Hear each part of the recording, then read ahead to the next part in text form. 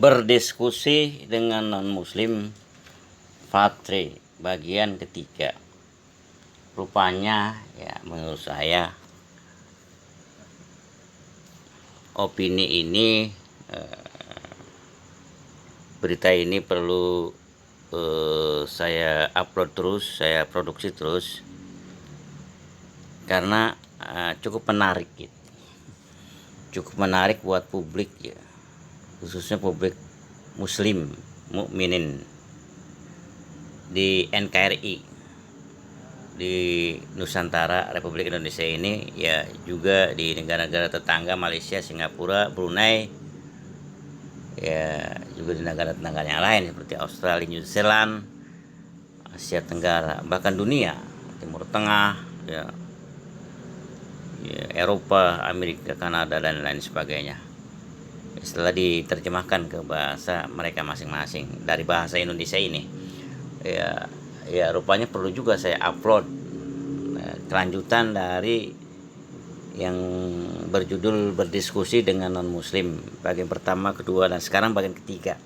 Nah mungkin nanti ada bagian keempat, lima, dan seterusnya karena memang keterbatasan durasi, karena belum bisa saya menguploadnya sekaligus 1 jam atau 2 jam atau bahkan 30 menit aja saya belum bisa karena terkendala oleh verifikasi ya, dengan alasan bahwa 2 nomor HP saya ini sudah kebanyakan kepake katanya begitu. Jadi menurut akal saya harus punya nomor SIM yang ketiga begitu, dengan bantuan HP yang lain gitu, karena HP saya ini kan sudah double SIM ya, SIM cardnya udah double nomor HP begitu. Jadi kalau untuk supaya bisa memverifikasi tentunya saya perlu nomor HP baru dan HP baru yang bisa dipakai dengan SIM baru begitu. Ya secara logika begitu gitu. Kalau memang itu memang alasannya seperti itu, ya saya khawatir juga secara logika barangkali ini bukan masalah itu, mungkin ada apa namanya semacam di hacker gitu, dipersulit gitu. Apa Google yang mempersulit ya kan, aneh juga kalau mempersulit ya. Mungkin ya itu akhirnya dipersulit untuk mengupload lebih dari 30 menit begitu, hanya baru bisa 15 menit. Akibatnya berdiskusi dengan non muslim ini banyak partnya gitu, banyak jilidnya gitu. Sekarang aja jilid ketiga nih Pak, part 3 atau bagian ketiga. Berdiskusi dengan orang ini, ya saya nggak sebut namanya. Ya memang saya belum ketemu dia nanti kalau saya sudah kumpul uang 315.000 lagi untuk melunasi harga servis, karena servis itu 450.000 baru saya bayar 135.000, jadi kurangnya 315.000. Itu saya menunggu tanggal 5 dan tanggal 7, barangkali di situ dapat ya uang sebesar itu, baru saya insya Allah ketemu orang ini non muslim ini tanggal 7 atau tanggal 8 dan seterusnya gitu. Dan saya menebak, memprediksi di situ dia akan kembali memancing saya untuk berdiskusi masalah agama ini, masalah agama Islam dan Kristen gitu dan sebagainya, bla bla bla. Untuk menunggu tanggal 7, 8, 9 bulan Mei tahun 2024 ini 2023 saya isilah dengan beberapa bagian daripada prolog diskusi yang selanjutnya. Saudara-saudara sekalian, sebagaimana kita tahu melalui online ya, kita kenal Dondi Tan ya, kita kenal apalagi Irene Handono ya, Ihsan Makoginta ya, Ustadz Kainama, Ustadz Plixiao ya, dan ustadz-ustadz yang lain gitu, baik yang dari agama Katolik maupun Protestan atau dari agnostik atau ateis, juga yang dari agama Hindu gitu, Konghucu dan lain sebagainya. Mereka mengupload lewat podcast, lewat YouTube dan lain sebagainya, sehingga kita kenal mereka dan alasan-alasan mereka masuk Islam gitu, menjadi mu'alaf dan mu'alafah gitu. Dari situ kita tahu gitu tentang Bible gitu. dan jelas gitu, seolah kita melek lah gitu. Baik kita kaum muslimin maupun orang Kristen itu sendiri yang kalau memakai akal sehat mereka jadi melek gitu. Bahwa di Bible itu ada dua bagian gitu. Bible itu kan perjanjian lama dan perjanjian baru ya, Taurat dan Injil gitu ya, Old Testament dan New Testament. Dan kita tahu bahwa di dalam Bible itu, dalam Old Testament dan New Testament, perjanjian lama dan perjanjian baru, Taurat dan Injil ini yang bernama Bible ya, itu ada dua bagian sebenarnya. Ada yang kita ketahui dari internet ini bahwa cuma 70% gitu kata-kata Isa itu. Firman-firman Allah Subhanahu wa taala itu, Tuhan yang Esa itu, Tuhan pencipta alam semesta ini yang wajib kita sembah itu, yang berfirman, yang menurunkan wahyunya kepada Nabi Isa itu melalui Jibril, tentunya malaikat Jibril, itu cuman tinggal 17% gitu. Yang tertulis merah kalau nggak salah ya. Yang tertulis merah, sementara yang tertulis lain seperti hitam dan sebagainya itu bukan kata-kata Allah Subhanahu wa taala yang diucapkan oleh Nabi Isa alaihissalam gitu. Cuma 17%, Pak. Iya. Yang 17% ini antara itu sesuai dengan Al-Quran, dengan Islam sesuai. Seperti misalnya dikatakan dalam bahwa Isa itu disunat gitu kan, dihitan gitu. Itu kan sama dengan Islam disunat ya. Dengan Yahudi juga disunat itu ya.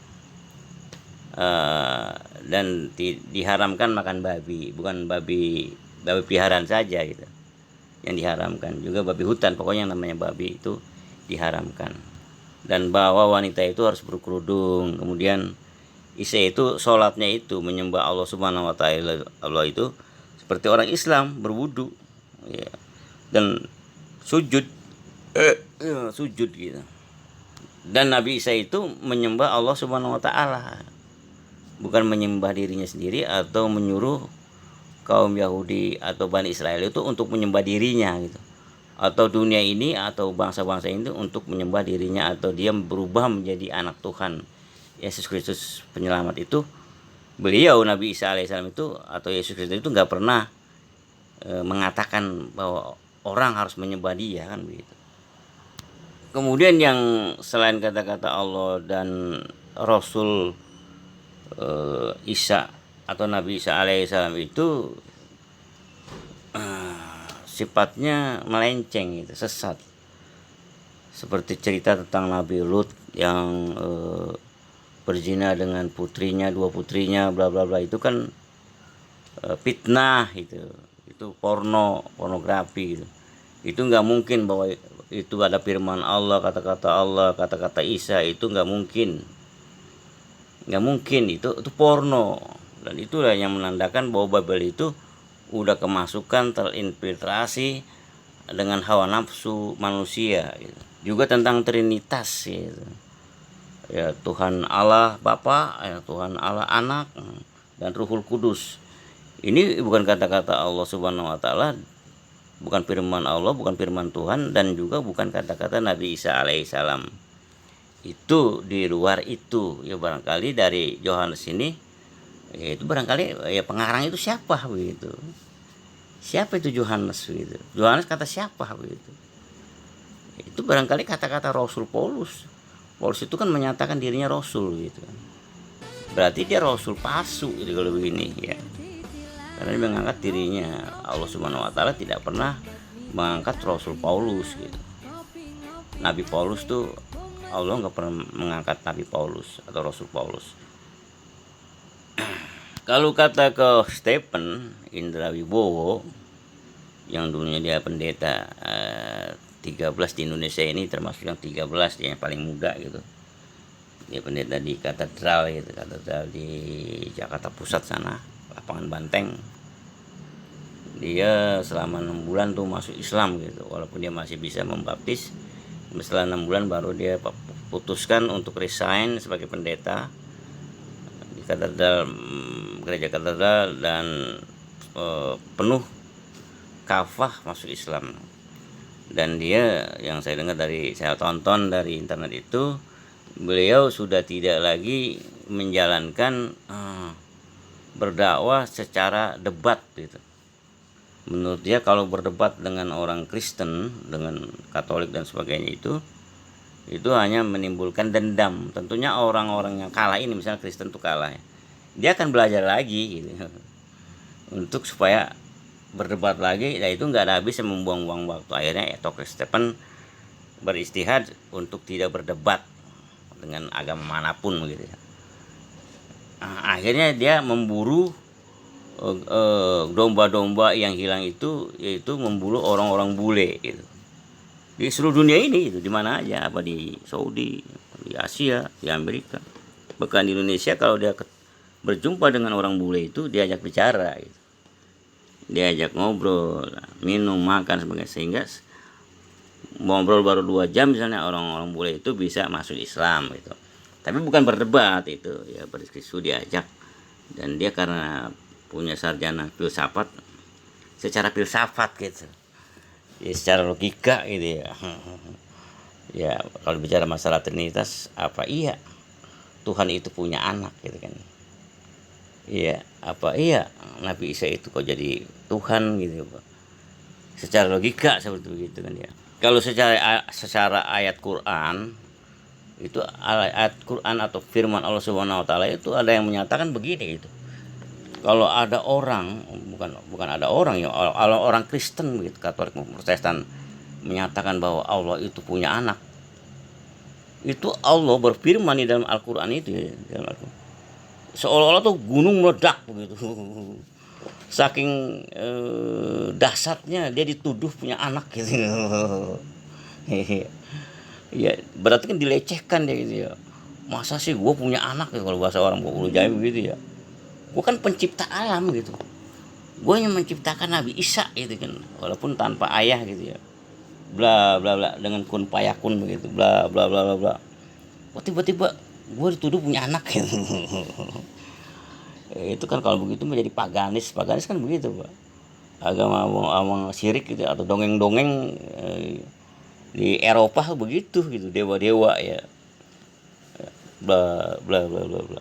Dan perkiraan saya, kenapa kok Paulus bukan hanya itu dari inspirasi iblis yang untuk menyesatkan orang beriman, orang Islam, murid-muridnya Nabi Isa, dan akhirnya dari bangsa-bangsa ini tersesat gitu dari agama Nabi Isa, akhirnya mengikuti agamanya Paulus gitu ya, agamanya Trinitas gitu ya.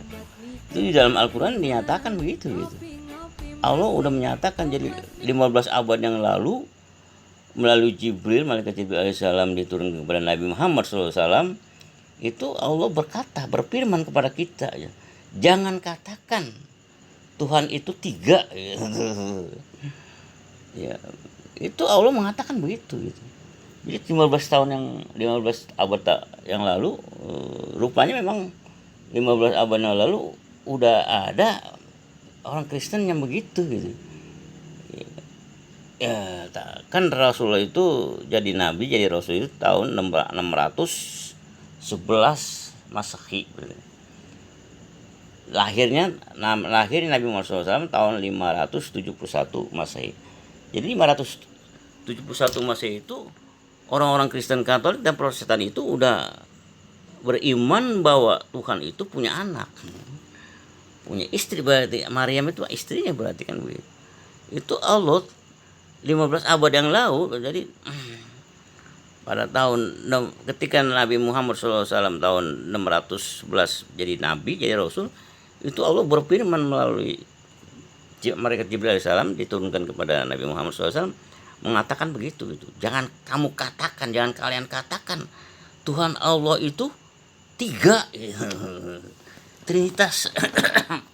Kalau itu kan dari ayat Quran, dari agama Islam. Kalau dalam filsafat ya begitu gitu. Apa iya Tuhan pencipta alam ini punya anak gitu kan. Kalau punya anak berarti sama kita dong, makhluk gitu, sama binatang, sama makhluk-makhluk. Tumbuhan itu kan punya anak, tumbuhannya ada yang jantan, ada yang laki. Binatang begitu juga, ada yang jantan, yang lain punya anak ya. punya cucu dan sebagainya. Itu manusia, ada mertua, ada besan, ada mantu, ada cucu, ada anak. Itu makhluk, kalau itu mah masa Allah sama makhluk.